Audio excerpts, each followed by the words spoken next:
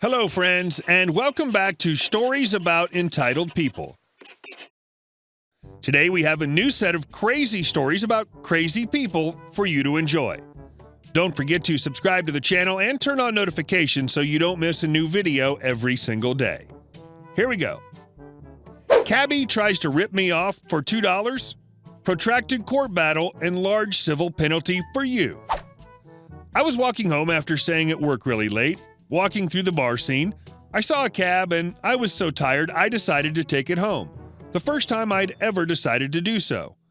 Short, aggressive ride where he's tailgating, honking, swearing, and aggro as F, despite it being a sleepy city. Fare $6.40. I give him $20 and ask for $12 back. Cabbie gives me $10 from a giant wad of money and says, sorry, he doesn't have any ones. Okay, dude thinks I'm drunk because he picked me up outside of a bar, and he thinks he deserves a better tip, even though the ride was like 3 minutes. I say, what do you mean you don't have any ones? You're a cabbie. I just saw your giant wad of cash. He persists. I say, you're driving me down the street to that pizza shop, and we're getting change. He says he won't. When I ask, he refuses to give me his name, then gives me a menacing, get the F out of my cab, looking like he's gonna punch me in the face. Dude's definitely a tough guy and pretty scary. Think short, stocky henchman type with buzzed silver hair and a leather jacket. So I leave, but not before catching his cab number as he speeds off. Okay, it's the principle of the matter. This guy's doing this to drunk kids all night and probably making a lot of money by intimidating and victimizing these customers of a public service. F that. I call the cab company and get my full $10 back, but it takes a bunch of harassment and several months to finally get it. F that. I called the cab company's director, who couldn't care less and flat out told me he believed the cabbie story over mine. So not only is this crap happening, but it's being enabled and the complaints aren't being registered. F that especially. I tell him that if he doesn't take any course of action whatsoever, then I'd be forced to take it up with the city's Transportation Oversight Commission that oversees all this stuff. He basically dares me to do so. Okay, so I enter into this ridiculously arduous process where after reading up on the local laws, I write a major complaint to the Public Commission and request they be fined under certain articles. Couple months later, I get a response letter. Cab company hires this sleazy lawyer who claims I'm lying about everything and had all this malicious intent. Claims I demanded ones and the cabbie didn't immediately procure them, but then did seconds later, and at that point I was so fuming mad that I wanted to exact revenge. Calls my character and credibility into question completely. The letter was so amateur and there were so many transparent lies in it, it was both laughable and sad.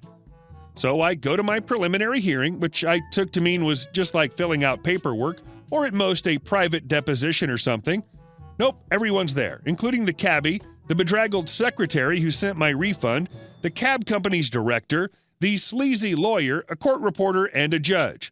Ridiculous cheap suits all around for the cab entourage. The in-person sleaziness of the lawyer did not disappoint. Think bad pinstripe suit and pink tie, slicked back hair and pencil mustache, all resting on a sweaty and anxious fat man whose only apparent mode in trial is a combination of snideness and faux suspicion. The cabbie's giving me threatening looks during the whole thing, and I'm frankly a little scared he's going to kick my butt afterwards.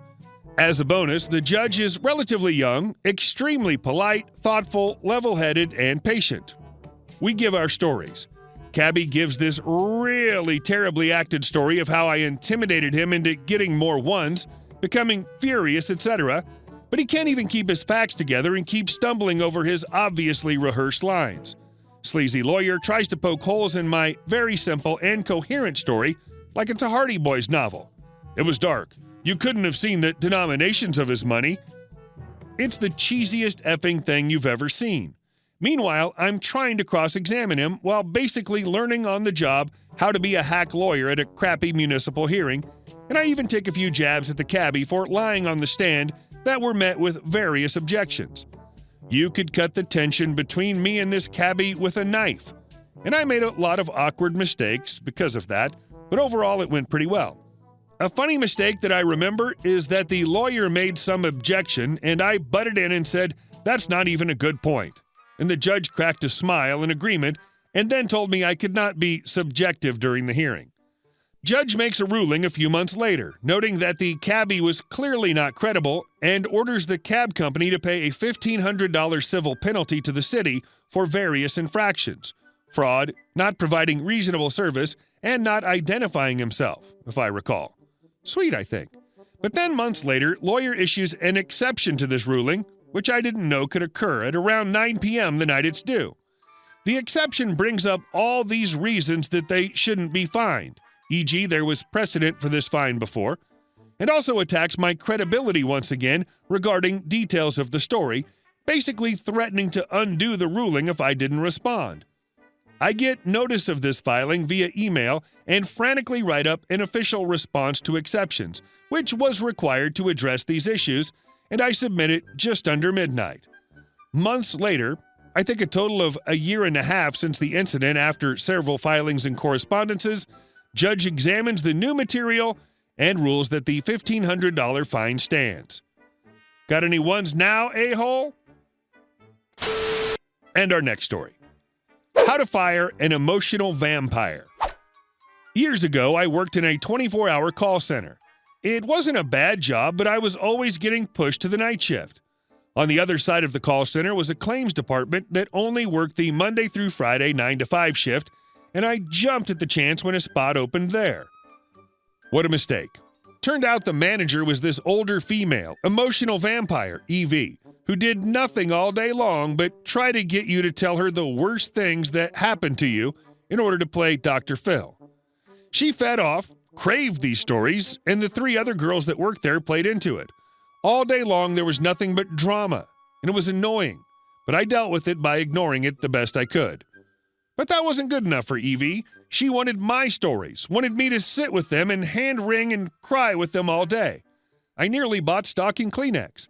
I refused to play along, drama bores me, so Evie started this campaign of trying to get me to quit, in order to hire someone more sympathetic to their little circle. Suddenly, all of my work was subpar. I was always late or leaving early. I wasn't. She was bad-mouthing me to everyone she could think of. She also got her 3 little baby vampires to harass me as well. Nasty comments all day. Stuff getting spilled on my desk at my bathroom breaks.